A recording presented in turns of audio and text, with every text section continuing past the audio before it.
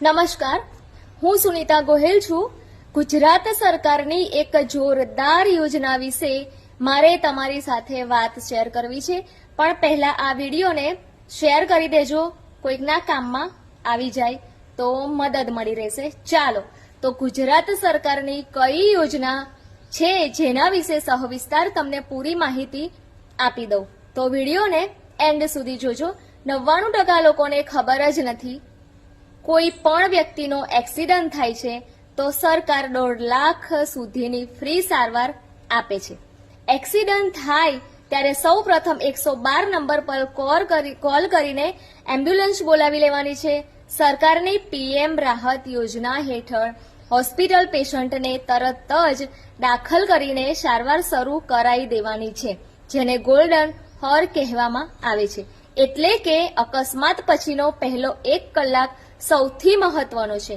આ સમયે હોસ્પિટલ કોઈ પૈસા માંગતી નથી અને સારવાર સંપૂર્ણ કેશલેસ હોય છે.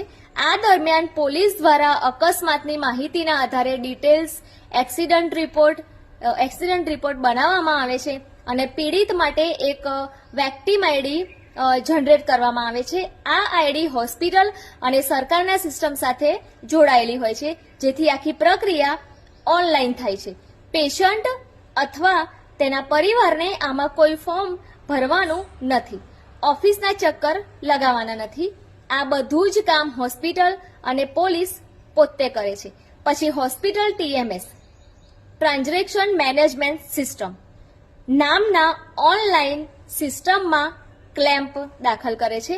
આ clamp system health agency SHA દ્વારા ચેક કરવામાં આવે છે. જો 10 દિવસની અંદર કોઈ જવાબ ના આવે તો ક્લેમ આપમેળે સ્વીકારવામાં આવે છે. ઓટો અપ્રુવલ ત્યારબાદ સારવારના પૈસા સીધા હોસ્પિટલને મોટર વ્હીકલ એક્સિડન્ટ ફંડ અથવા તો ઇન્સ્યોરન્સ કંપની દ્વારા ચૂકવવામાં આવે છે. જો અકસ્માતમાં સામેલ વાહન ઇન્સ્યોરન્સ ધરાવતું હોય તો પૈસા ઇન્સ્યોરન્સ કંપની આપે છે, અને જો હિટ એન્ડ રન કેસ હોય અથવા વાહન પાસે ઇન્સ્યોરન્સ ન હોય તો સરકાર દ્વારા આ ફંડમાંથી ચૂકવણી કરવામાં આવે છે. એટલે કે પીડિતને કોઈ પણ સ્થિતિમાં પૈસા ભરવાના નથી.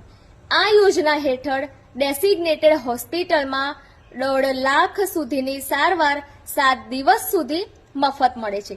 જો પેશન્ટ પહેલેથી જ નોન ડેસિગ્નેટેડ હોસ્પિટલમાં લઈ જવાયો હોય તો ત્યાં પ્રાથમિક સારવાર સ્ટેબિલાઇઝેશન ટ્રીટમેન્ટ મફત